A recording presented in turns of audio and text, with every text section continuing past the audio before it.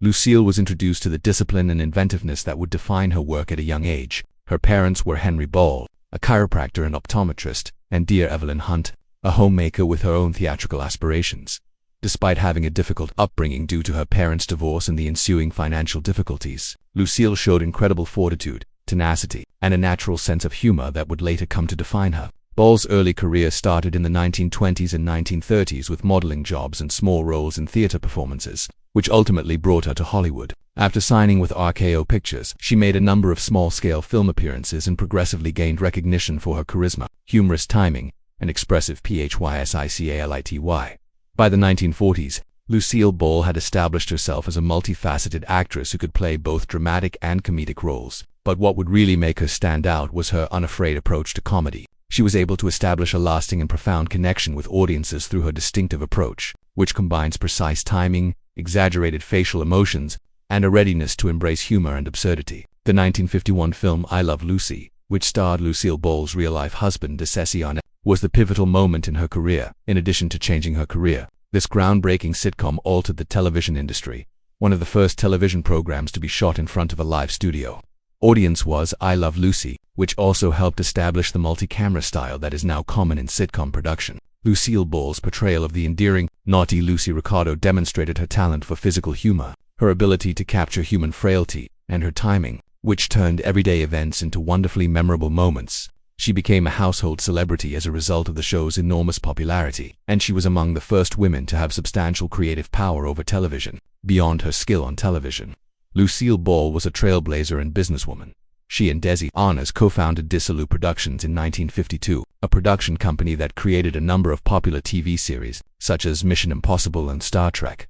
After divorcing Arnaz in 1960, Lucille took complete command of Dissolute, making history as the first woman to manage a significant television studio in a field dominated by men. In addition to influencing the direction of television production, her vision and leadership encouraged generations of women to pursue jobs in business and entertainment. Ball demonstrated her adaptability and ongoing popularity by entertaining audiences with a plethora of television shows, specials, and appearances, such as The Lucy Show and Here's Lucy. Even after I Love Lucy, over her life, she was bestowed with innumerable honors, such as the esteemed Kennedy Center Award, a Golden Globe, and numerous Emmy Awards. Her genuine legacy is found in the happiness she offered to millions of people, not in accolades. She established the bar for comedic brilliance and opened possibilities for women in industry. Lucille Ball's life changed drastically in 1940 when she met DeCessie Arnaz, a dynamic Cuban bandleader who was quickly becoming well known in Hollywood and the nightclub industry. On the set of the B-rated musical picture Dance Girl Dance, they had their first meeting. Lucille and Desi first felt the spark that would ignite one of the most famous marriages in show business history in this film, which, although not being a critical or economic success, but became historically significant. Despite having diverse cultural backgrounds, Desi is Cuban and Lucille is an American of English, Scottish, and Irish ancestry. Born in New York, they were immediately drawn to one another's charm, humor, and love of entertainment. After an intensive and quick courtship, the two quickly became inseparable, getting married and starting a life that would combine their personal and professional lives. Early in their marriage, Lucille and DeCessie experienced both joy and stress. Lucille was determined to become a leading actress in Hollywood, even though her quickly advancing profession frequently kept her away from home. And to achieve this goal, she had to travel widely, work long hours on movie sets, and be unrelentingly committed to her art. The couple's early marriage was put to the strain because of their hectic schedules, which frequently caused them to be emotionally and physically apart. Lucille filed for divorce in 1944 as a result of the strains of distance and the difficulties of juggling work and family obligations. Nevertheless, the strength of their tie and the depth of their love remained tenacious in the face of their separation and uncertainty. Lucille and DeCessie showed a dedication to one another that went beyond the conventional Hollywood romance when they reconciled after much introspection and work that had a heartbreaking path to parenting. Because Lucille miscarried several times in 1942, 1949, and 1950, the couple's emotional fortitude and capacity to help one another through intense grief were put to the test by these heartbreaking losses. Eventually, in 1951, Lucille gave birth to Lucy Arnaz, their first child. This happy event signaled the beginning of a new chapter in their lives, when they had DeCessie Arnaz Jr., their second child. On January 19, 1953, the family's size increased even further. Lucille and DeCessie were quite happy and fulfilled when their children arrived. However, it also made their already difficult lives more complex and full with obligations. The strains of celebrity, personal conflicts, and the unrelenting demands of their individual occupations ultimately caused their marriage to dissolve despite their love and shared memories. Lucille and DeSissy separated in 1960, and Lucille subsequently said that their marriage had been a nightmare at times. She did, however, take care to recognize the lasting importance of their bond by declaring that Desi was the love of her life. This paradox perfectly encapsulates their marriage's bittersweet character, a combination of intense love and unavoidable difficulties that has captivated both fans and historians for many years. Lucille fell in love again in 1961 when she wed Gary Morton, a gifted stand-up comedian whose calm demeanor and sense of humor contrasted with the passion of her first marriage. The two spent the remainder of Lucille's life together, and their relationship was characterized by stability, friendship, and respect for one another. With Gary Morton's help, Lucille was able to carry on with her groundbreaking work in entertainment and television while having a long and loved relationship that lasted for many years, a pillar of Lucille's personal life until her death.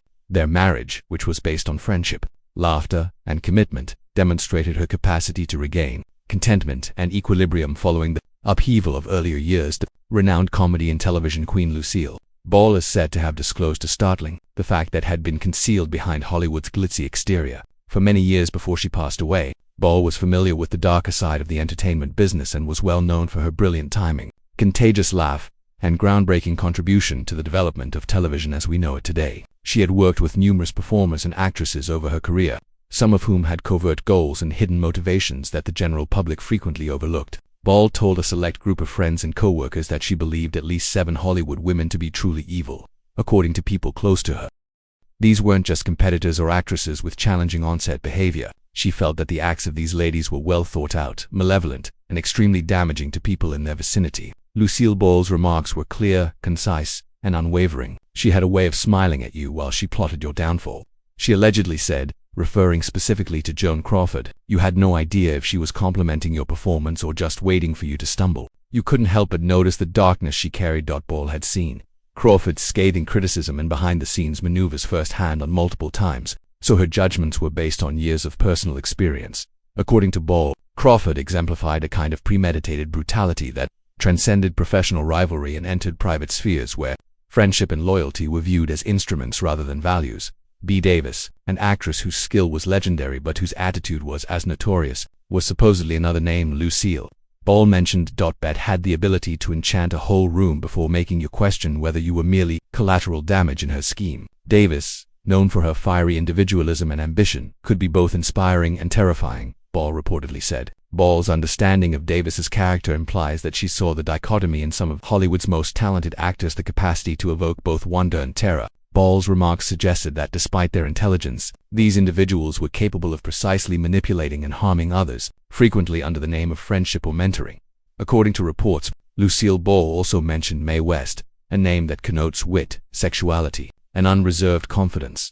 Ball warned of West's propensity to take advantage of others for her own benefit, not her skill or attractiveness. Ball allegedly claimed that Mae could turn even the most straightforward interaction into a trap. Ball's keen intuition and profound comprehension of human behavior, developed over decades in a field where appearances frequently belied genuine motives, are evident in this type of observation. According to reports, Tallulah Bankhead, Carole Lombard, Joan Fontaine, and Ingrid Bergman were among the other actresses Ball exposed.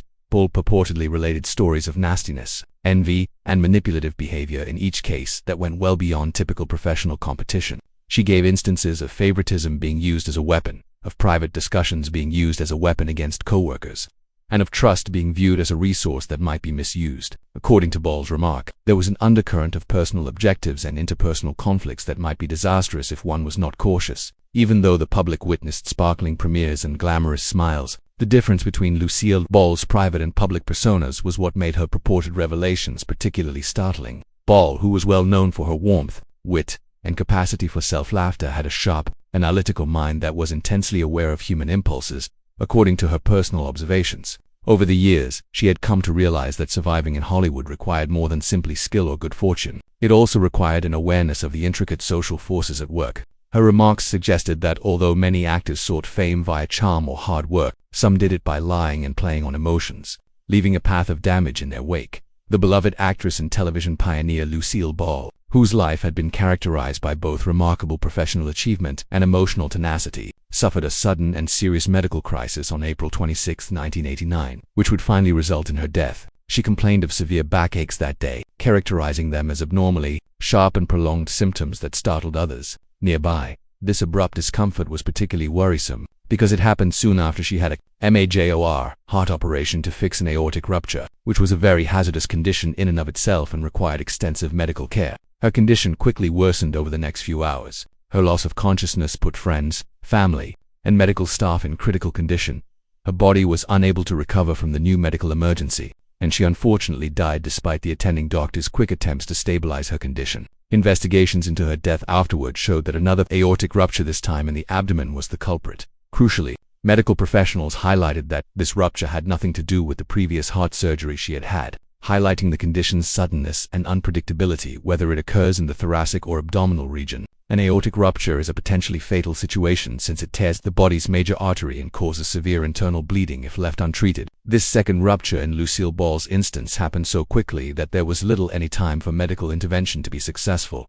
Millions of fans, worldwide, who had long admired her for her groundbreaking contributions to television, her unwavering spirit, and her unparalleled comedic talent, were shocked and saddened by the discovery that it had nothing to do with her previous surgery.